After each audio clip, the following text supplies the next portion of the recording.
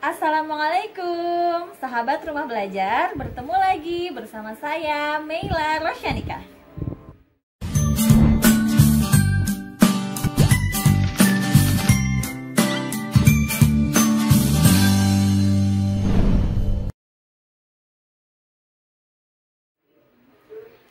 Pernahkah sahabat mendengar seseorang mengungkapkan pandangannya tentang sesuatu?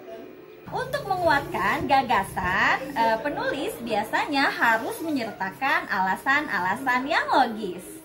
Alasan yang logis ini biasanya berupa sebuah argumen. Salah satu jenis teks yang mengungkapkan argumen adalah jenis teks eksposisi. Nah, judul pembelajaran kita kali ini adalah mengembangkan pendapat dalam teks eksposisi. Adapun sasaran materi kali ini adalah kelas 10 dengan kurikulum K13 untuk sekolah menengah kejuruan. Sedangkan tujuan pembelajaran kita kali ini adalah memahami teks eksposisi dan menganalisis strukturnya. Eksposisi biasa digunakan oleh penulis teks untuk menyajikan sebuah gagasan. Nah, gagasan tersebut biasanya ditulis dalam sudut pandang tertentu. Dengan kata lain, penulis teks eksposisi bertanggung jawab untuk membuktikan, mengevaluasi, dan mengklarifikasi teks tersebut. Bentuk teks ini biasanya digunakan dalam kegiatan ceramah, perkuliahan, opini, editorial, pidato, dan sebagainya. Teks eksposisi adalah teks yang dibangun berdasarkan pendapat atau opini. Sejalan dengan isi teks eksposisi, struktur teks eksposisi dibagi menjadi 3. Yang pertama, pernyataan umum atau tesis. Yang kedua, argumentasi. Dan yang ketiga, penegasan ulang.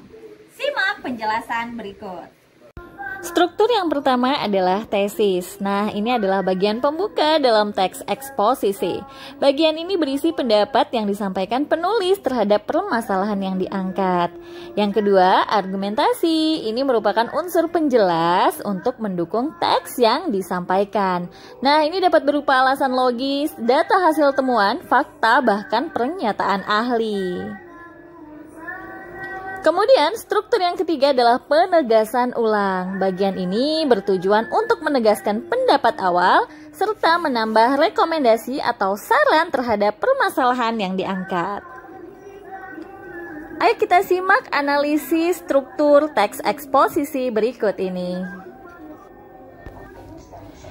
Pada paragraf berjudul pembangunan dan bencana lingkungan ini, paragraf awal diawali dengan bagian tesis.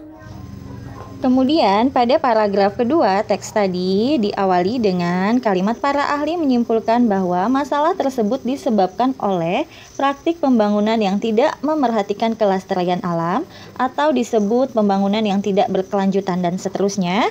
Nah, pada paragraf ini merupakan bagian dari struktur argumentasi. Begitu juga dengan paragraf berikutnya, paragraf yang ketiga, keempat, kelima, dan juga keenam. Ini masih berupa struktur argumentasi.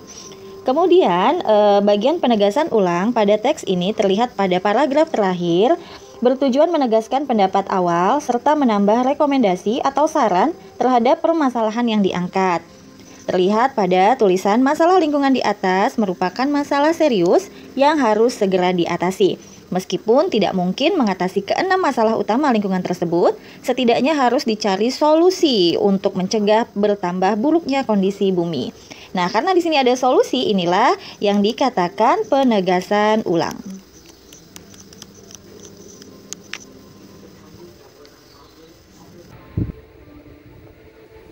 Sebagai tindak lanjut, silahkan sahabat rumah belajar cari sebuah teks eksposisi, kemudian analisislah strukturnya.